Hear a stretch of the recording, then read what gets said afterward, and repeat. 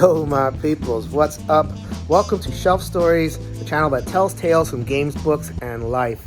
I am your host, Jason. Thank you so much for stopping by. For this latest shelf help video, where I give tips and tricks on how to be a happier gamer and a happier person, I am coming at you live from my favorite duck pond in West Hartford, Connecticut. My favorite chill spot. It's not freezing. I make it out here. It's pretty cold right now, but it's bearable, so it's worth the trip. So the reason I wanted to make this particular video is I'm engaging in a practice right now that helps me with my own anxiety, my own feelings. And if I'm like anybody else out there, and I think I am, with who I'm talking to, a lot of anxiety out there. There's a lot of upsetness, uneasiness. As I record this, it is the weekend before the American inauguration of President Joe Biden, and it's following on the heels of the Capitol raid at on January 6th. And so I know this is something that I got to be careful about on a gaming video, but this is about the intersection of games and life. And there's no shame in admitting that we're anxious and we're feeling unsettled, and our social media is not a welcoming place, and our family discussion, like it's not just about the games, it's about the gamers. So I've had the same feelings. I'm feeling unsettled as well. And what I do is I have a kind of a practice that I engage in. It's an acronym that I call BRAINS, BRAINS. And so what I like to say to clients is, when you're feeling upset, when you're feeling anything that's not okay, then use your brains. And I wanted to break that down for you and hopefully offer you, the listener and the watcher out there, a tip, a strategy to try to get control of your feelings if you feel like that's what you need. The technique that I'm going to show you is adapted from the RAIN technique by Tara Brach. She is a very famous lecturer, thinker, practitioner, has written a lot of books like Radical Compassion, Radical Mindfulness. I'm adopting her RAIN technique, but I'm remixing it and making it my own. So hope this is useful for you. So the first part of Use Your Brains is B, and that is breathe. Very easy to say, right? Hard to do. Oh, just take a breath and everything. It really is important. If you do it right, it really can kind of just empty the glass. Like what I like to say is, when you have a lot of terrible feelings, it's almost like having a glass that's full of dirty water. You can't really get clean water in the glass until you empty it out first. And that's what breathing does. Breathing just gives us a moment. If we're trapped in our heads and we're trapped in our thoughts and feelings, and this is where all the upsetness happens. The upsetness is, there's upsetness out there, but this is the part that we're responsible for. This is the part that's causing our glasses to get dirty, And so breathing is important, taking a breath. There's a lot of different ways to do it. You can look up YouTube. There's all sorts of breathing techniques. I have my own that I follow. You can do pretty much anything that you feel comfortable with. The one thing I will say is slow. Anything that allows you to slow down. You don't want to breathe at the pace of your thinking. You don't want to breathe at the pace of your emotions. You're using your breath to kind of calm your emotions down and slow them down. So I like counting to 3 or 4 or 5, depending on your breath capacity, and also to remember to exhale. Exhales, when you're doing breath to calm down, should always be more powerful than inhales. You're breathing all of it in, you're gathering it all up, gathering all that feeling.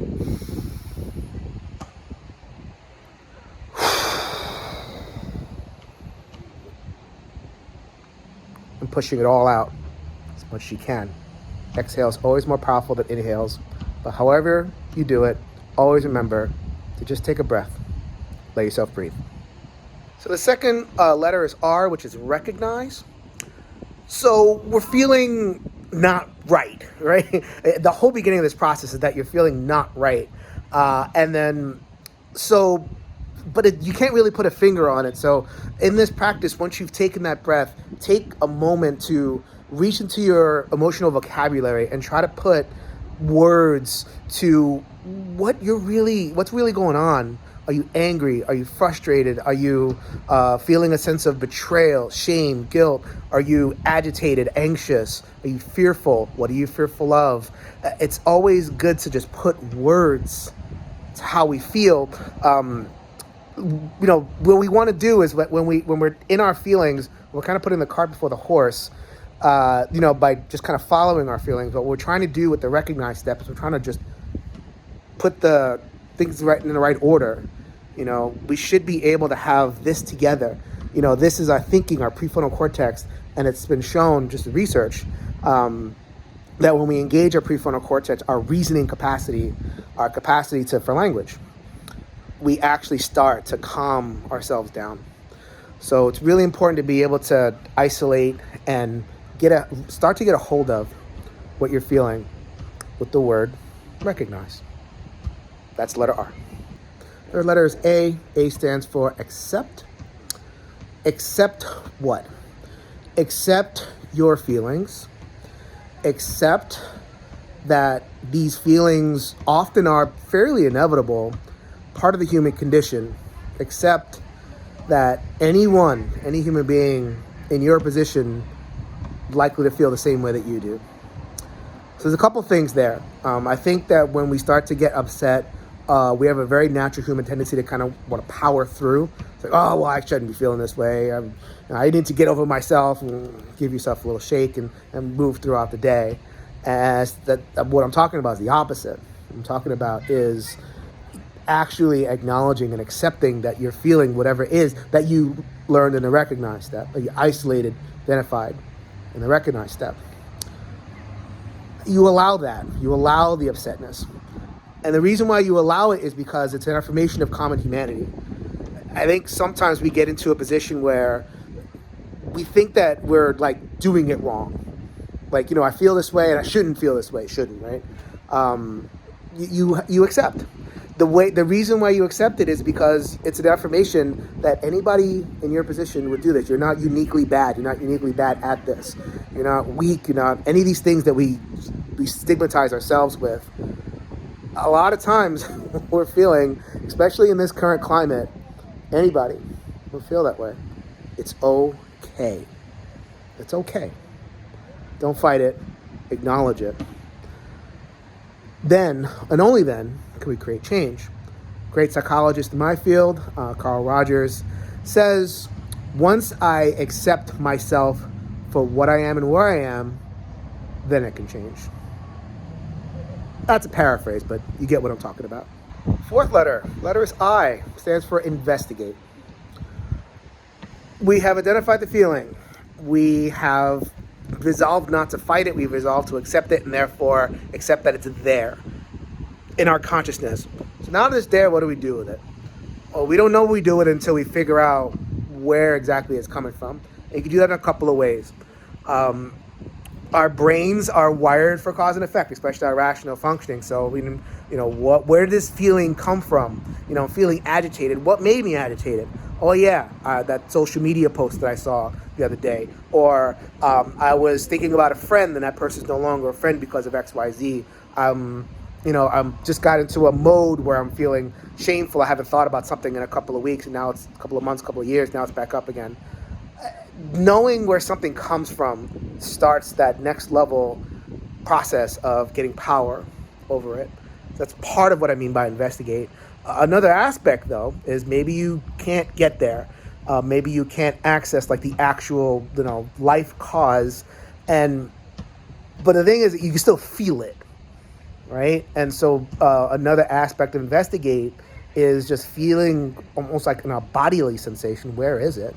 You're feeling tension. Where is the tension? Is the tension in your jaw? Is it in your shoulders? Is it in your back? Is it a lump in your throat? Is it just an eye movement thing? You're just kind of like, you have the kind of hackles are up, the radar is up for threatening things. So there's a lot of ways that you can investigate, and you do whatever is useful to you. Point being, you're localizing whatever your upsetness is. You're finding it. Either you found the cause or you found the location in your body. And then once we have a better handle on that, we can move on to the next letter. But that was investigate.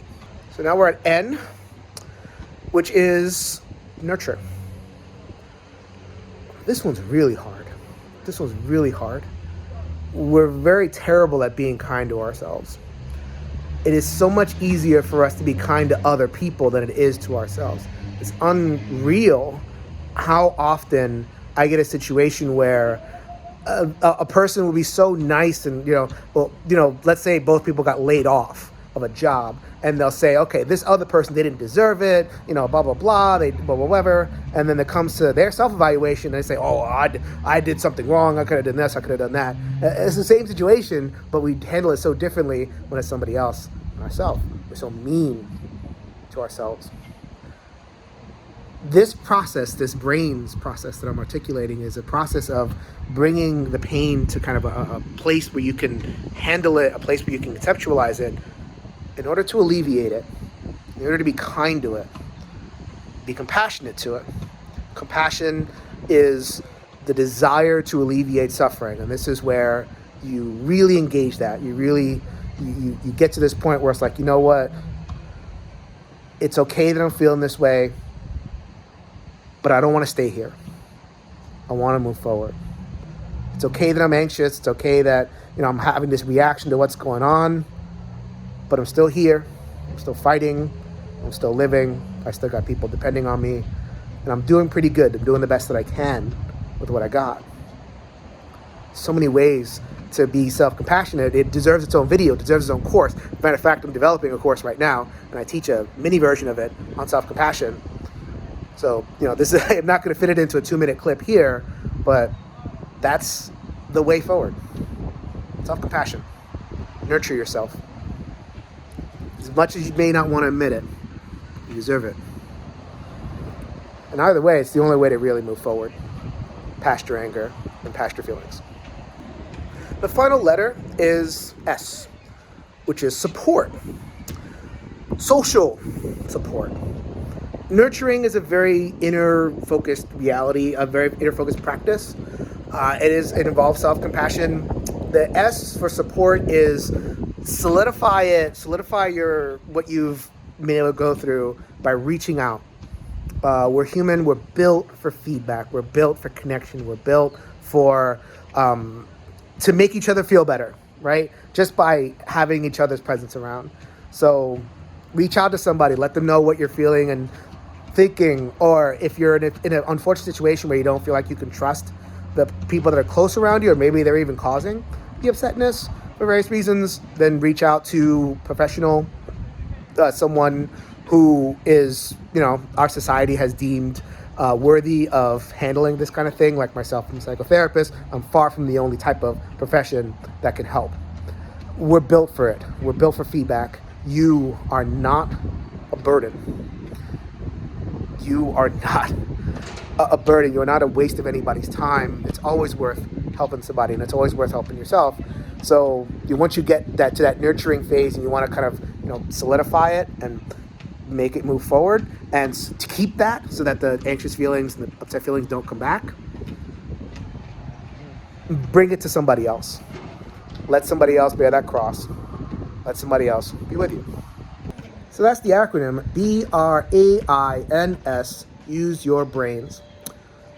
Let me walk you through my practice that I just kind of tried to engage in. Right now, I'm not perfect at this. I only do the best that I can. And if I know a little bit more, and I've practiced a little bit more than somebody else, then I'm hoping that somebody else might find benefit from this. So let me walk you through my own practice. I'm a plugged-in person. I pay attention to social media stuff, both within the board gaming community and outside of it. I'm plugged into what's happening in the society, culture, everything with the inauguration. And, I was getting pretty agitated. So first thing, I'm feeling not okay. Take a breath.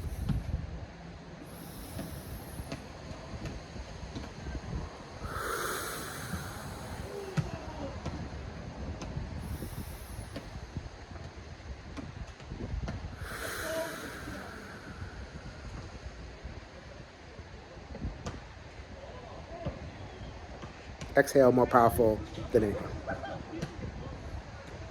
Identify the feeling. Recognize the feeling. It's the R word. I felt agitated. I felt unsafe. I don't feel unsafe. I'm blessed to be in West Hartford, Connecticut. I'm blessed to have a job where I work remotely. Unsafe's not the word. I feel angry. Not really. I'm not. I understand, multiple sides too much to be truly angry, but I am agitated. What I'm agitated at. I can't do anything about it. Powerless. That's what I feel. I feel like I can't do enough. I feel like I'm not doing enough, and I'm frustrated by that.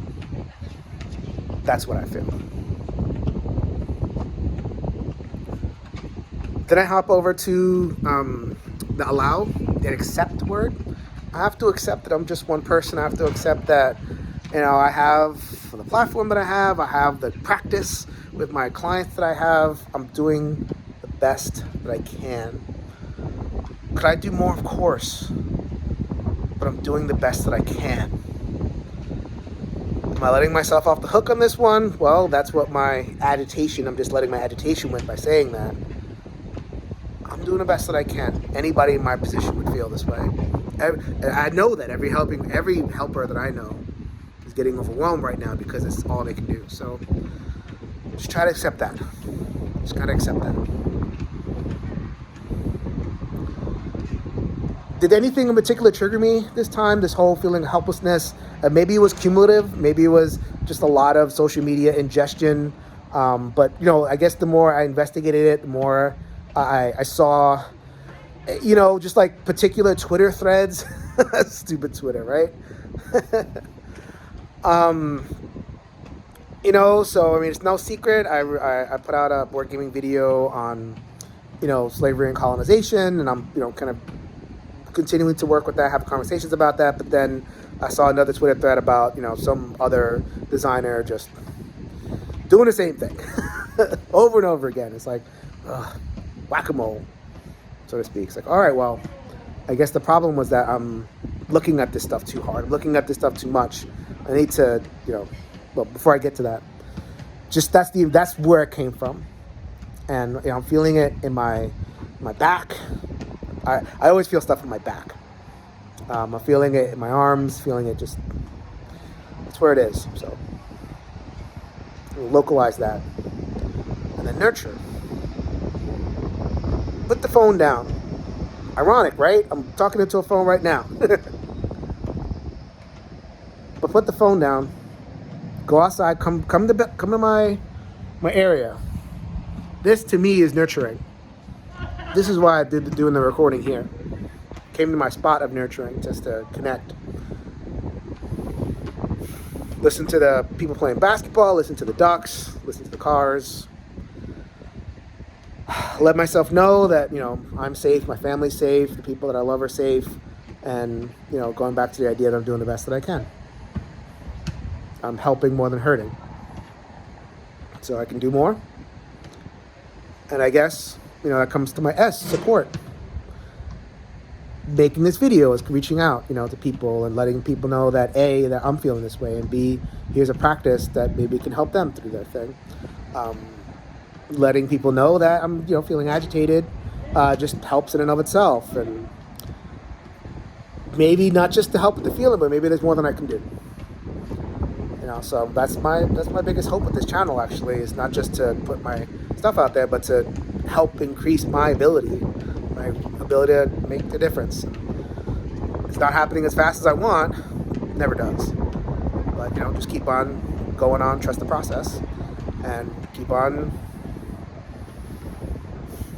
connecting and being authentic best that I can. So that was Brains. That was my breakdown of the acronym and a little bit of a run through of the whole cycle as I experienced it earlier today. And I'll probably have to use this thing multiple times before the election, before the inauguration, actually, being an American and going on from there. So hope that was of use to you. Please, feedback, comments. I've gotten some great private emails about the different videos that I've made. So please keep them coming. Checking the YouTube channel. Hit me up on the Twitter when I'm on. I should really reduce that thing, but yeah, it's mixed blessing, right? I will be on it. Can't escape that. So you can hit me up there. Shelf Stories GBL. And like the video, subscribe to the channel. This is Shelf Stories. So this is Jason reminding you, if you could change your mind, you could change the world. So until next time, later everybody.